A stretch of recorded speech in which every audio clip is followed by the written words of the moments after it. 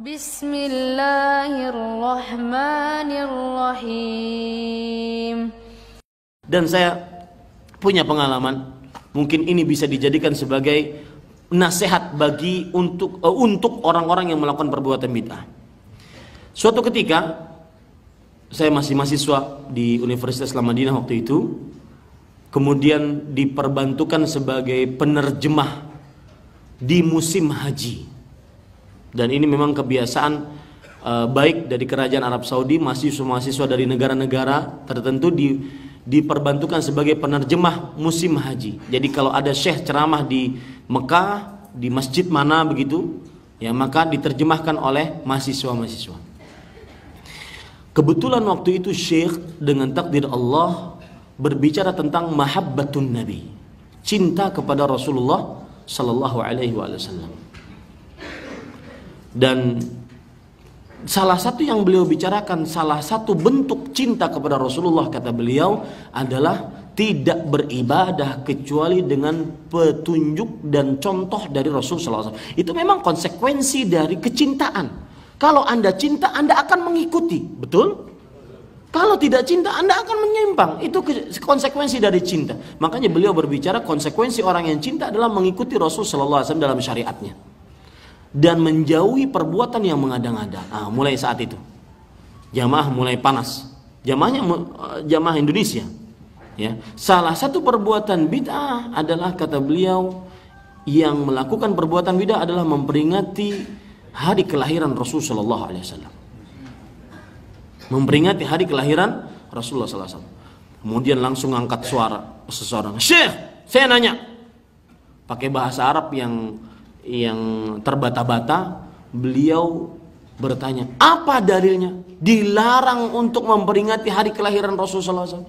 Itu kan mendatangkan kebaikan, kecintaan, ada silaturahim, ada membaca sejarah Rasulullah SAW, banyak kebaikan di sana. Maka Syekh dengan tenangnya mengatakan, "Tenang, coba ambilkan jus dulu untuk bapak ini." Habis itu Syekh bertanya, "Bapak, sebelum saya jawab, saya ingin bertanya dulu kepada Bapak. Apakah memperingati hari kelahiran beliau Bapak anggap baik atau buruk?" Maka dengan tegas mengatakan, "Ya baiklah. Kalau nggak baik, mana saya mau memperingatinya?" Taib, selesai. Kalau Bapak anggap itu baik, maka saya bertanya lagi. Apakah kebaikan itu diketahui oleh Rasulullah? Orang tersebut kemudian jawabannya, kata Syekh, saya cuma butuh jawaban iya atau tidak, ya. Apakah Rasulullah Sallallahu Alaihi Wasallam mengetahui kebaikan tersebut? Iya mengetahui atau tidak mengetahui? Saya butuh jawaban itu saja, iya atau tidak. Orang tersebut jawabannya sudah kesana kemari. Tapi Syekh, ini adalah kebaikan, ini adalah mahabbah Rasul, ini adalah silaturahim dan sebagainya. Saya cuma nanya dua, Pak. Bapak jawabnya cuma pakai, saya yang menerjemahkan gemetar, Pak, waktu itu. Ya. Kata Syekh, saya cuma ingin jawaban dua, iya atau tidak, pilih salah satunya. Pertanyaannya apa? Kebaikan, bahwasanya Rasulullah memperingati hari kelahiran Rasul Sallallahu Alaihi Wasallam.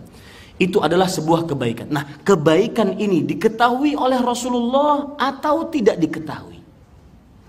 Maka kalau dia pertama kali menjawab diketahui oleh Rasulullah SAW, kata Syekh, "Astaghfirullah, a'udzubillahi minasyaitonirrajim, astaghfirullah." Beliau kemudian bergetar. Kata Syekh, "Bapak takutlah kepada Allah. Ketika Bapak mengatakan kebaikan itu diketahui oleh Rasulullah Sallallahu Alaihi Wasallam, berarti secara tidak langsung Bapak sudah menuduh Rasul Sallallahu Alaihi Wasallam menyembunyikan kebaikan tersebut dari umatnya.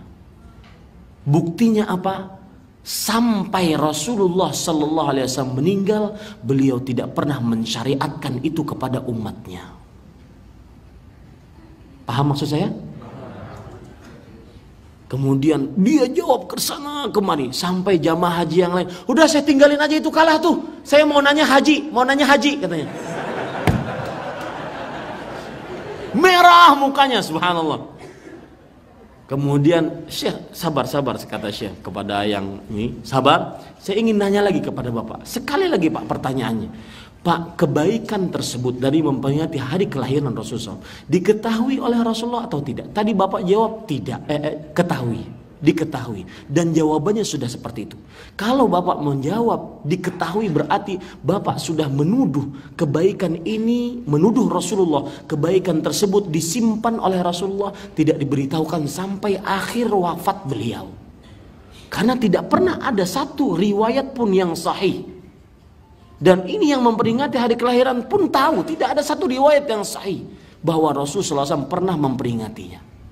Apalagi dengan seperti yang mereka bilang tersebut, mereka kerjakan sekarang, ya, sampai merhabanan, sampai berdiri, katanya Rasulullah SAW datang. Kalau seandainya berdiri di Masjid Al-Fatah, Rasulullah SAW datang, berarti nanti yang di Afrika ngerjakan siapa yang datang tuh? Nah, kemudian saya ingin nanya lagi, kebaikan itu diketahui oleh Rasulullah SAW atau tidak? Kalau tadi Bapak jawab diketahui, itu sudah tidak benar. Ya sudah, nggak diketahui oleh Rasulullah SAW. Akhirnya apa? Syekh kembali astagfirullah, a'udzubillah. Syekh kembali bergetar. Kata beliau, Pak, takutlah kepada Allah. Berarti Bapak menuduh Rasulullah SAW bodoh terhadap syariat, tidak mengetahui kebaikan. Jadi mundur kena, maju kena. Yang ajibnya luar biasa, dan ini kejadian nyata Pak, wallahi kejadian nyata. Ajibnya, saya kan masih, syekhnya kemudian salam karena suasana sudah begitu hangat. Saya syekhnya salam, kemudian keluar masuk ke mobil duluan, nunggu saya di mobil. Saya masih dengan jamaah haji bertanya tentang haji. Setelah beberapa lama saya masuk ke dalam mobil Syekh. Syekh bercerita, ya Ahmad, ta'rif, wahai Ahmad, kamu tahu nggak orang tadi yang nanya itu datang ke mobil saya, nunggu di depan pintu masjid. Saya sudah hati-hati saja, mungkin mau nonjok saya atau gimana gitu. Akhirnya beliau bercerita, itu orang berkata, saya punya jamaah di Indonesia, jamaah saya ratusan ribu manusia, dan saya bertobat atas semua yang saya lakukan. Kemudian beliau memeluk Syekh, kemudian selesailah pertemuan tersebut. Alhamdulillahi Rabbil